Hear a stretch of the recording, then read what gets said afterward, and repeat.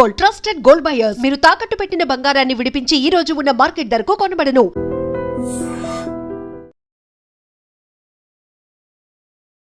నమస్తే రమగారు. నమస్తే జయ. రమగారు, మనశ్శాంతి ఎక్కడ లభించును, ఎలా లభించును? మేము అమ్ముతాం, కొనుక్కోండి. అబ్బాబ్బా ప్లీజ్ రమగారు. అందరికి అమ్ముతా నేను కూడా మీ దగ్గర నుంచి కొని. ఎట్లా రమగారు, అసలు ఈ ప్రశ్న చాలా మందిలో వింటుంటామండి. మనశ్శాంతి లేదు, అస్సలు మనశ్శాంతి లేదు. పెద్ద నుంచి చిన్నదాకా ఇదే మాట. మనం కోల్పోయాము. కోల్పోవటం అంటే మనశ్శాంతి ఎక్కడో ఉండదు జయ. ఇప్పుడు భగవంతుడు ఎక్కడున్నాడో నువ్వు నాకు చెప్పు. సర్వాంతర్యామి మనలోనే ఉన్నాడు. మనశ్శాంతి కూడా మనలోనే ఉంది, లోపలే ఉంటుంది. మనశ్శాంతి బయట లేదు, లోపల ఉంటుంది. ఎప్పుడు ఎవ్వరికైనా వాడి చిత్తశాంతి వాడి చిత్తంలోనే ఉంటుంది, అందులో ఎటువంటి అనుమానము లేదు. మనము టూ మెనీ థింగ్స్ పెట్టుకుంటాం ఎప్పుడు కూడా. శక్తికి నిన్నంటలేదు, ఎవరైనా. ఇప్పుడు ఒకటి ఇక్కడ పైన ఒకటి వేళ్లాడుతుంది అనుకో, నువ్వు చెయ్యి ఎత్తితే అందుతుంది. చెయ్యి ఎత్తితే అందేవన్నీ పళ్ళు కోసేసావు, నువ్వు అన్ని పళ్ళు కోసేసుకున్నావు. ఈసారి చెయ్యి కాదు, బాగా కాస్త కొంచెం కాళ్ళు వాళ్ళు బాడీ సాగదీస్తే అందే రకంలో ఉన్నాయి. అవి కూడా కాళ్ళు బాగా సాగదీసి అని బాగా హుప్పని శక్తి అంతా చేతుల్లోకి, తర్వాత మన వేళ్ల మీద నిలబడి, మునివేళ్ల మీద నిలబడి ఆ లైన్ అంతా కూడా లాగేసావు. ముందు లాగేసినవి చెయ్యెత్తితే దొరికేవన్నీ తీసేసి ఫలాలు, కాళ్ళు సాగదీస్తే దొరికే ఫలాలన్నీ కోసేశాక పై లేయర్ ఫలాలు ఉంటాయి. ఈ పై లేయర్ ఫలానికి ఏం చెయ్యాలి మనిషి అన్నవాడు? ఏం చేస్తాడు? చెయ్యెత్తినా అందదు, కాళ్ళు ఎత్తినా అందదు, బాగా సాగదీసినా అందటం లేదు, ఎంత కొనసాగినా రాదు. అప్పుడు ఏం చేస్తావు? ఒక స్టూల్ వేస్తావు, ఆసరా తీసుకుంటావు. ఒక స్టూల్ వేసుకుని దాని మీద ఎక్కుతావు. స్టూల్ వేసుకుని కొయ్యగలిగేవన్నీ కోసేస్తావు. అందరూ చేస్తావు, నేను నువ్వు కూడా. ఆ పైవన్నీ కోసేసాక చిటారు కొమ్మన కనపడతాయి ఒక 8 10. బాగా లొడ్డంకాయలు ఇంత లడ్డూలాగా ఉన్నాయి, మామిడికాయలు కొన్ని పలకబారినాయి, అవి పచ్చగా ఉంటాయి, చిలక కొట్టేస్తుంది. దాని రుచి మీద మనకి ఆత్రంగా ఉంటుంది. చెట్టు మీద చూస్తుంటే ఉద్రేకంగా ఉంటుంది కదా మనకి. ఈ ఉద్రేకానికి ఏం చేయాలనుకుంటాం? ఇప్పుడు చెట్టు ఎక్కేద్దాం అనుకుంటాం. చెట్టు ఎవరు ఎక్కగలరు సాధారణంగా? కాస్త సన్నవాడు, కొంచెం చిన్నవాళ్ళు, సహజంగా శరీరం యాక్టివ్గా ఉన్నవాడు, టెంపర్తనం ఉన్నవాళ్ళు, ఇది మెయిన్ కదా. తర్వాత పడితే ప్లాన్ బి, ఒకవేళ పడ్డామనుకో పైనుంచి, ప్లాన్ బి పెట్టుకునేవాడు ఎక్కుతాడు చెట్టు. అవునా కాదా? కదా, ఎక్కుతాం. ఆ పైకి ఎక్కిన తర్వాత ఆ పై దాకా వెళ్ళాక నువ్వు మళ్ళీ సాగాలి అక్కడ. మళ్ళీ ఏం చేయాలి? ఒట్టి చేతులు సాస్తే కుదరదు. మళ్ళీ కొన్ని వేళ్ల మీద నుంచుని ఆ కొమ్మ మీద బ్యాలెన్స్ చేస్తూ కిందకు చూస్తే కళ్ళు తిరుగుతాయి. ఆ పైది కొయ్యాలి నువ్వు. ఆ పైన ఒక్కటి అయితే కొయ్యొచ్చు, ఎటాగో చచ్చి చెడి 15 ఉన్నాయి. ఈ ఒక్కడే ఈ చెట్టు చిగురు. మీరు ఊహించండి, ఒక పెద్ద మామిడి చెట్టు, దాని పైకి ఎక్కారు, స్థూలకాయలు, మీకు ఒక 50 ఏళ్ళు ఉన్నాయి, బీపీ షుగరు శంఖచక్రాలు ఉన్నాయి. ఇంట్లో వెనకాల రేపు మనకు ఏదైనా అయితే కొంప మునిగిపోయే వ్యవహారాలు ఉన్నాయి. పైన సాగుతావా నువ్వు? సాగవు, అమ్మో అనుకుంటాం. సాగేవాళ్ళు లేరా? ఉన్నారు, ఉంటారు. ఇప్పుడు అమ్మో అనుకుని దిగేటప్పుడు పడిపోయే వాళ్ళు ఉంటారు. కింద నుంచి నేను ఎక్కలేకపోతాను, వాడెవడో ఎక్కేస్తున్నాడని నాలికి పిక్కునే వాళ్ళు ఉంటారు. ఓ బుడ్డాడు ఉంటాడు, 10 ఏళ్లవాడు, మన ముందే కళ్ళ ముందు లాగు వేసుకుని తిరిగిన వాడు, మనం ఎక్కలేని చిటారు కొమ్మకి వాడు ఉడత పిల్లలాగా ఎక్కేస్తాడు, చిలక కొట్టినట్టు కొట్టేస్తాడు పైనున్న కాయలన్నీ. వాడి మీద మనకు మంటగా ఉంటుంది, వాడి చిన్నతనం మీద అసూయగా ఉంటుంది, వాడి చులకరితనం మీద, వాడి తెంపరితనం మీద, వాడి పట్టుదల మీద కూడా మనకు మంటగానే ఉంటుంది. ఎన్నైనాయమ్మా మంటలు. అవును. ఈ మధ్యలో శాంతి ఎక్కడిది?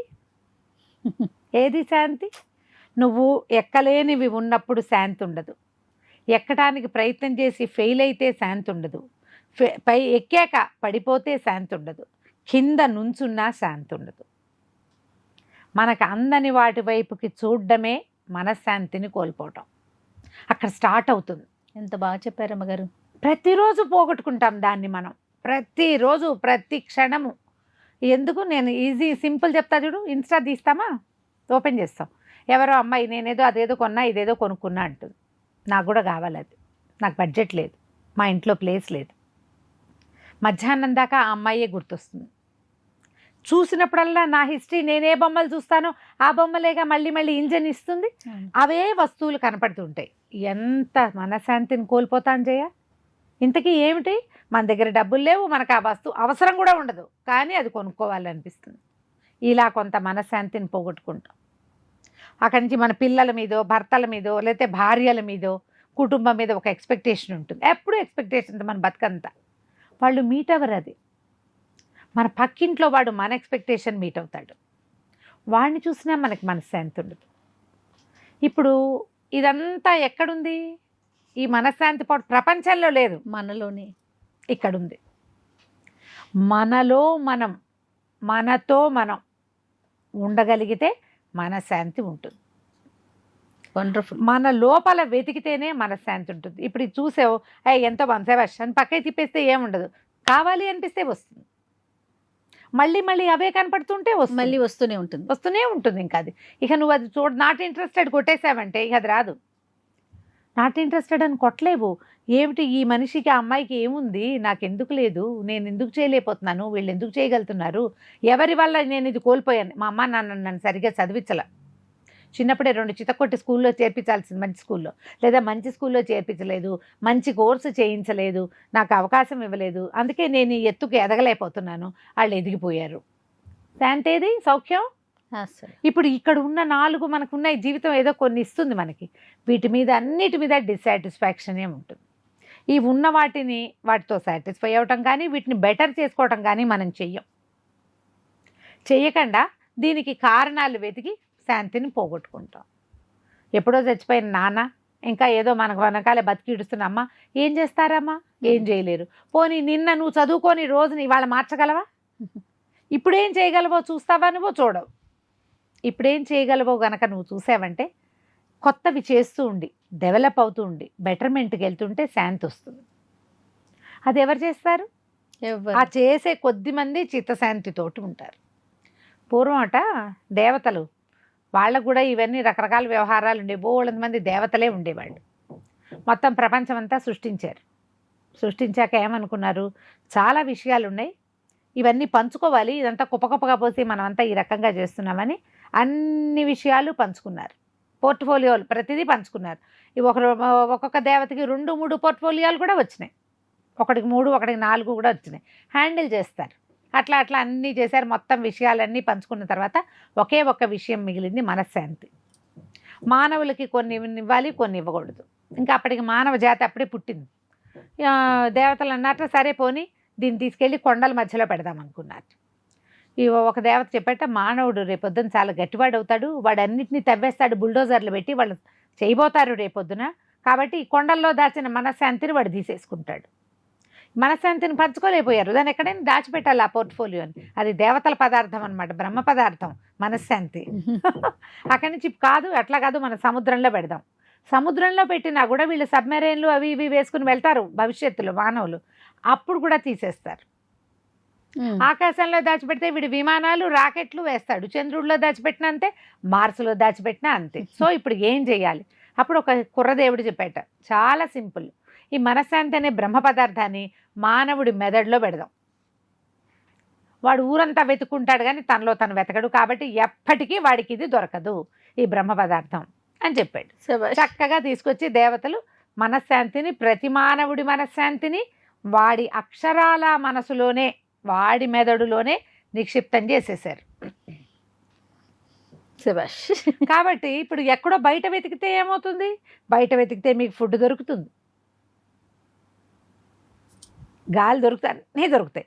బయట వెతికితే మనశ్శాంతి దొరకదు. ఆ ప్రవచనాలు వింటామని అక్కడ బరిగెడతాం, విన్నంతసేపు బాగానే ఉంటుంది, విక్రమార్కుడు సింహాసనం లాగా. దాని మించి దిగ్గానే మళ్ళీ స్టార్ట్. ఇంటికి వచ్చేసరికి బాధలు వచ్చేస్తాయి కదా. లోపలికి ప్రయాణం చేయండి, మనలోకి మనం.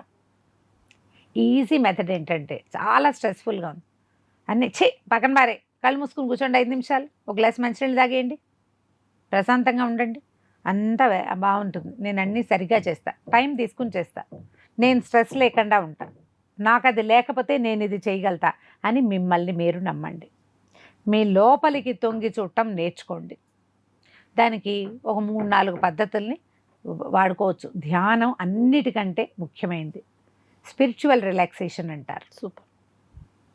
కళ్ళు మూసుకుని ధ్యానం చేయటం. ధ్యానం చేయండి, మీ ఇష్ట దైవాన్ని చేయండి, మీకు ఇష్టమైన వాళ్ళని గుర్తు చేసుకోండి, చిన్నప్పటి ఇష్టమైన ఒక విషయాన్ని జ్ఞాపకం చేసుకోండి.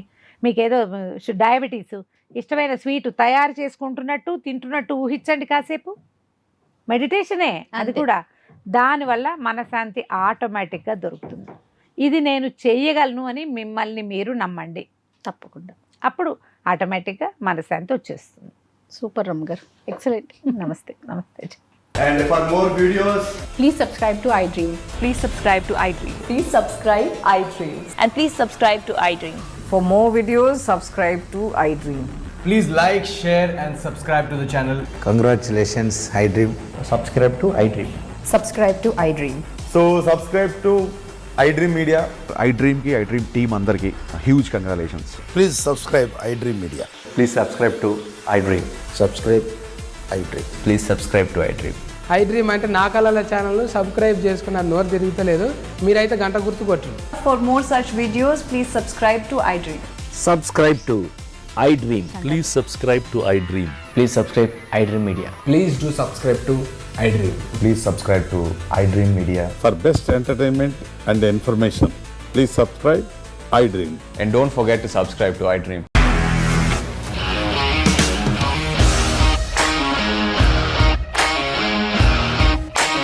ఇండస్ట్రీలో కమిట్మెంట్ ఇష్యూస్ వస్తే నీకు కూడా వచ్చినట్టు మార్నింగ్ తీసుకెళ్ళారంటే కొట్టి పడేసాడు.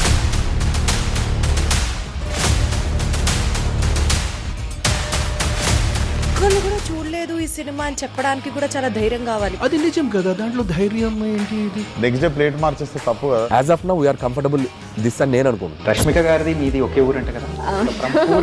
నీకు కోపం వచ్చిందంటే బాగా తిట్టేత్తరా? తిట్టేద్దామండి. నిజంగా గేమ్ ని ఎలా చేంజ్ చేయగలిగారు? ఏపీఎస్ఎఫ్సి వాళ్ళకి 6 నెలల్లో నేను 6 లక్షలు కట్టా. బిజినెస్ చేయాలనుకుంటే it is as difficult as riding a tiger.